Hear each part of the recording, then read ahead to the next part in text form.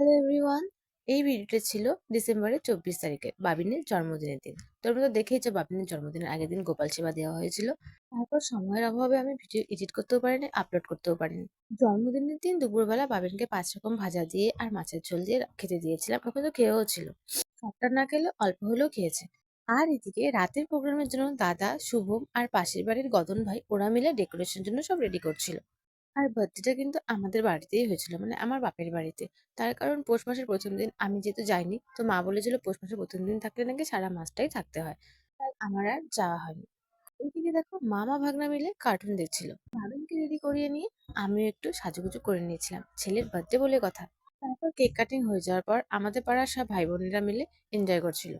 ভিডিওগুলো করাই হয়নি, তার কারণ আমিও একটু বিজি ছিলাম। আমার কাছে যে কটা ক্লিপ ছিল সে কটাই আমি শেয়ার করলাম। চলো ভিডিওটি এই পর্যন্ত, দেখার জন্য নেক্সট মিনিট ব্লগে। টাটা।